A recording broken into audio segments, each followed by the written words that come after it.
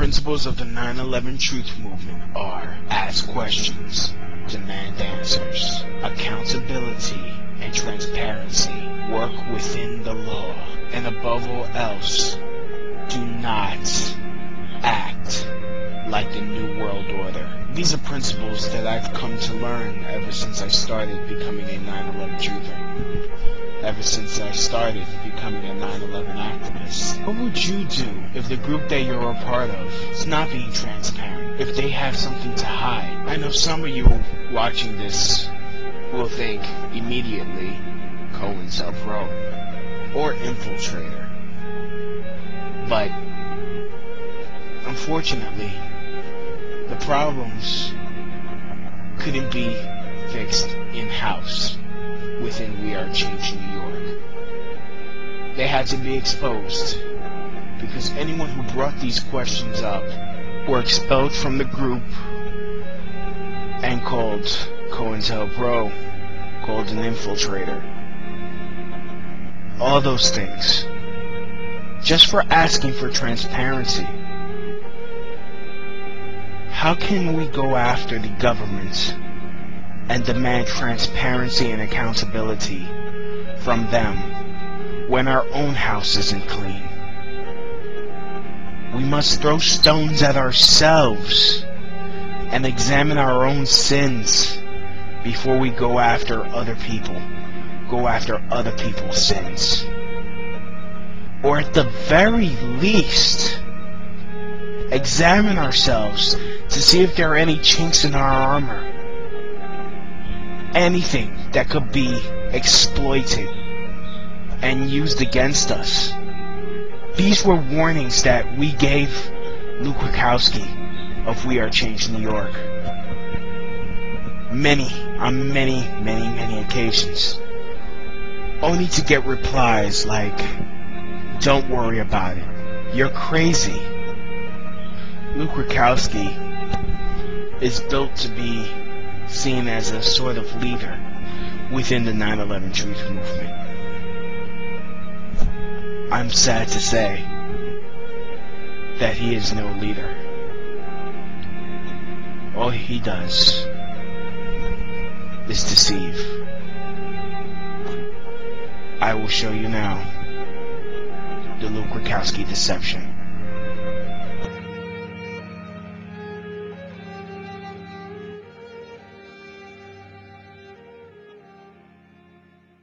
We feel extremely reluctant to discuss the current situation with We Are Change New York, but it needs to be addressed if we're going to move forward in this movement.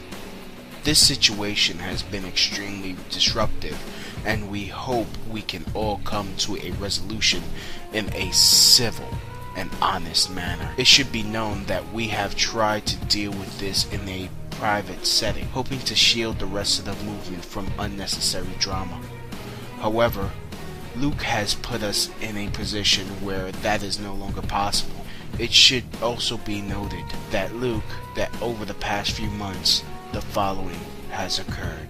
Rudkowski routed all donations totaling over $85,000, according to the chip-in flash application gauge, to his private bank account, just like Les Jameson of New York 9/11 Truth did. Rudkowski has 100% control of donations that come to We Are Change. Rudkowski has yet to give a real detailed financial report in 2 years, which is supposed to be provided according to voted on bylaws. Luke has made slanderous statements regarding the integrity and allegiance of myself and others and accused us of being COINTELPRO. And the only crime we committed was asking questions and demanding answers of the bank account. Luke's false and slanderous accounts have given this movement a black eye. The punishment for asking questions to Luke is chapter deletion from the main site without a democratic group vote. We will not allow Luke to become judge, jury, and executioner in a case against devoted members. Luke has refused and ignored any efforts by us and other members of We Are Change to deal with this situation. Luke has ignored our request to see records. Instead, Luke just accuses people of being negative or trying to cause the group to split. We Are Change only just recently registered as a for-profit S corporation. This might indicate that they are trying to profit from 9/11. If it was a simple necessity to pay for pamphlets and DVDs and other equipment, they could have done so with a non-profit 501c4. As it stands, since they are a business, they are now constitutionally obligated to pay taxes, the very thing they wanted to avoid. There are only 3 shareholders now in this S corporation. That is a direct violation of the leaderless group rule in the We Are Change Code of Conduct. Luke only surrounds himself with new people who will not disagree with him or whoever wants to stay in the cool crowd. Luke has also stated that the We Are Change shouldn't be a democratic group, and all decisions should come from him and him alone. Luke has allowed all the great, wonderful accomplishments he has done to go to his head.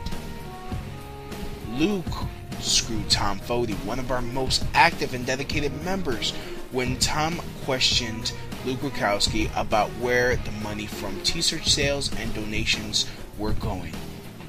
So Luke branded him COINTELPRO so that he would go away, which is Luke's MO.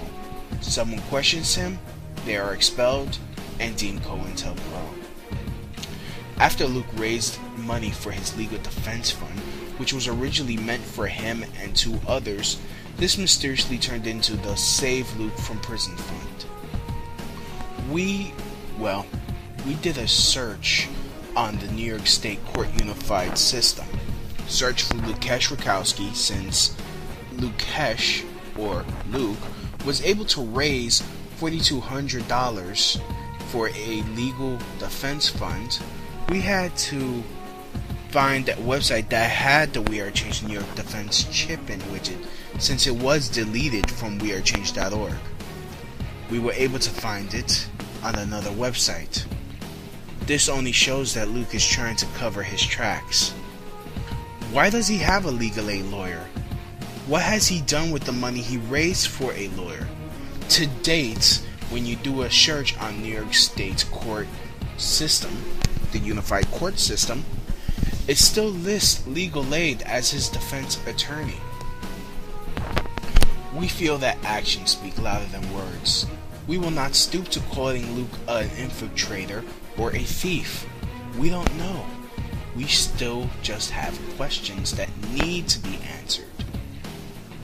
But we will bring the proper attention to his actions. This needs to be resolved in a way where everyone in the group has a voice. We Are Change isn't a dictatorship. It's an activist organization that will only prosper through teamwork. Personally, we have nothing to hide, and we're not afraid of airing this situation out in the proper forum. Also, the We Are Change that we have come to know is no more. We believe in working within the law to bring change. Lastly, Luke had the same problem with Les Jameson of New York 9/11 Truth. According to Luke Rudkowski, Les did the same exact thing to him. And yet, Luke's not COINTELPRO. Luke's not an infiltrator. Part of this script was inspired by Luke Rudkowski's own letter to Les Jameson for similar practices. We Are Change New York has since deleted that page from their website when our investigation first started. Indeed, curious behavior from a group that promotes honesty and transparency. Stay tuned for the next part in this series. Thank you. Have a good day. What is a cult? Newsweek magazine explains that cults are normally groups whose members derive their identity and purpose from a single leader. The leaders of a cult are usually very charismatic. The leader will make use of calculating techniques of persuasion and control to maintain power over the group. We Are Change, under Luke Rudkowski's leadership, has become a cult. We Are Change was started to reveal the truth behind September 11th, and also help the sick and dying first responders by raising money. However, Luke has been stressing the 9/11 health more than the 9/11 truth. Speaking out against the New World Order has become of considerably lesser priority. Why has Luke started pushing for donations rather than a new 9/11 investigation? Aid for first responders and 9/11 truth are two separate and important issues. Nonetheless, petitioning the very government that covered up the truth of the attacks and their aftermath to aid the first responders is counterproductive. First, we must get the criminals out of power. As you might recall from previous videos in this series, Luke was forced to incorporate We Are Change as a for-profit entity when various people started to shine a light on his questionable business practices. Unfortunately, Luke has surrounded himself with some very rabid supporters that will defend him blindly while failing to hold him at all accountable to the group for his mismanagement and misrepresentations. These supporters attack and verbally abuse the person bringing these concerns to light. This type of dynamic is most often found within a cult. Cults will often use disinformation tactics against people who question the leader. We Are Change New York handles anyone who questions Luke in these following ways. 1. Act disbelieving and angry. Avoid discussing key issues and instead focus on side issues which can be used to show the topic as being critical of some otherwise sacred group or theme. This is also known as the "How dare you" gambit. 2. Create rumor mongers. Avoid discussing issues by describing all charges, regardless of venue or evidence, as mere rumors and wild accusations. Other derogatory terms, mutually exclusive of truth, may work as well. 3. They will try to sidetrack opponents with name-calling and ridicule. This is also known as the primary attack the messenger ploy. Though other methods qualify as variants of that approach, associate opponents with unpopular titles such as COINTELPRO, Infiltrator, Fed, Pedophile, Crackhead, Crazy, or Insane. This makes others shrink from support out of fear of gaining the same label, and you avoid dealing with the issues. 4. They try to change the subject. Usually in connection with one of the other ploys listed here, find a way to sidetrack the discussion with abrasive or controversial comments in hopes of turning attention to a new, more manageable topic. This works especially well with companions who can argue with you over the new topic and polarize the discussion arena in order to avoid discussing more key issues.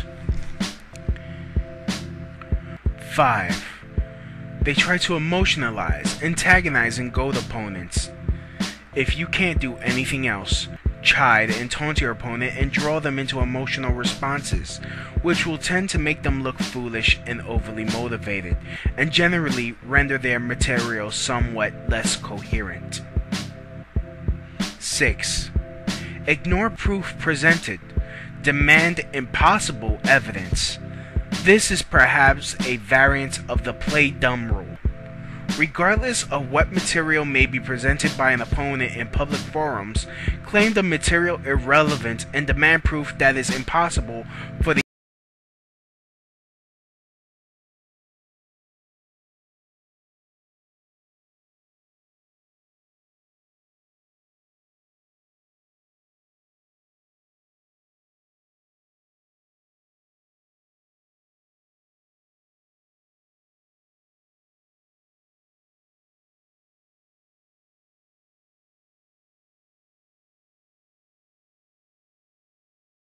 made by a government or other authorities have any meaning or relevance. In political groups, there should be a free exchange of ideas and a safe way to address grievances. There is no room in the 9/11 Truth movement for doctrines and canonization of a single person. This is a movement to find out the truth of 9/11 by working within the rule of law. Just because someone does good works in the light doesn't mean he is a fit role model. Like it says in the Bible in the book of Matthew chapter 6 verses 1 through 4, take good care not to practice your righteousness in front of men in order to be observed by them. Otherwise you will have no reward with your Father who is in the heaven. Hence, when you go making gifts of mercy, do not blow a trumpet ahead of you, just as the hypocrites do in the synagogues and in the streets, that they may be glorified by men. Truly I say to you, they are having their reward in full. But you, when making gifts of mercy, do not let your left hand know what your right hand is doing, that your gifts of mercy may be in secret. Then your Father, who is looking on in secret, will repay you. That means just because someone is doing YouTube videos exposing corruption doesn't mean that they are not corrupt themselves. The person that does things in secret, that is the support role, that does things not for the recognition, but to help advance, that's the role model you should follow.